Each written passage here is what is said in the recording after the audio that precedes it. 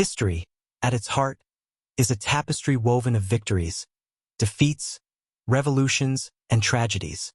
But within its folds lie the forgotten stories, whispers of those who saw too far ahead and paid a terrible price. Tonight, we journey through time, past the celebrated inventors and honored prophets, to a man whose terrifyingly accurate predictions doomed him to ridicule and obscurity. This is the unsettling tale of Ambrose Guillet, a man condemned not for being wrong, but for being too right. In 1821, within the quiet village of Ambert, nestled in the French countryside, a boy was born who would see the world not as it was, but as it would be. Ambrose Guillet, son of a modest watchmaker, displayed a mind so unorthodox it unnerved those around him. By the age of 8, young Ambrose was constructing peculiar devices. Spinning wheels powered by heat, rudimentary mechanical birds, and intricate timepieces of bewildering design. His notebooks, preserved by fate, contained drawings of machines no one had ever seen. The village schoolmaster labeled him a dreamer. The townsfolk, superstitious and wary, whispered of witchcraft. His own family struggled between awe and fear. Ambrose's world was one of solitude, spent by the river's edge, sketching devices and contemplating the invisible forces he believed governed the universe. By the time he reached 29, Ambrose compiled his observations, dreams, and prophecies into a volume titled Reflections on the Centuries to Come. The book, modestly bound, was published in a limited run of 100 copies. Its content, however, would shake the very foundations of reason.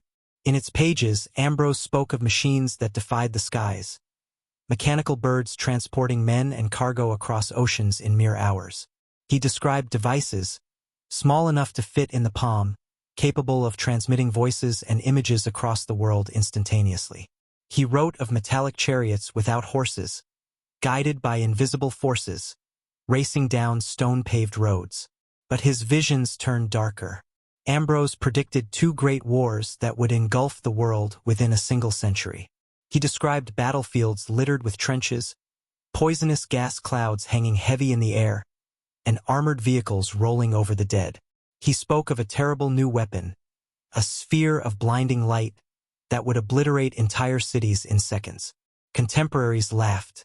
Scientists dismissed it as fanciful fiction. The church decried it as heresy. Friends distanced themselves. Yet, in secret, copies of his work circulated among the curious, the fearful, and the clandestine seekers of forbidden knowledge. Among Ambrose's most haunting prophecies was a chapter he titled The Crimson Storm. It spoke of a cataclysmic conflict, starting in the east of Europe, that would drag the world into unprecedented carnage. Soldiers would live and die in muddy trenches. Invisible poisons would choke the skies, and men would pilot flying machines to rain death from above. He described a second, even more terrifying conflict decades later, led by a madman whose symbol would be a crooked cross. Nations would fall, cities would burn, and the world would teeter on the brink of total annihilation. His words painted a vision so precise, so chillingly accurate to the 20th century, it would not be believed until long after the horrors had unfolded. As Ambrose's predictions grew darker, his behavior became more erratic. He claimed to see visions in his sleep, waking in terror, scribbling frantic notes of future wars, of cities filled with glass towers, of men walking upon the moon. Local authorities intervened when a public reading descended into chaos. Villagers, incited by the clergy, declared him possessed. The government, concerned by his growing notoriety, dispatched officials to assess his mental state. In 1860, Ambrose Guillet was declared mentally unfit and committed to the Hôpital Saint an asylum in Paris. There, in the dimly lit confines of his cell, Ambrose continued to write. Pages upon pages of unsettling visions. Cities that never slept, invisible webs connecting the world, devices capturing moving images, wars fought by machines guided by human hands from miles away. His final work, The Final Hourglass, was a grim meditation on the end of mankind's innocence, where technological marvels would outpace moral wisdom, leading humanity to the precipice of self-destruction. In 1873, Ambrose Guillet died within the asylum walls.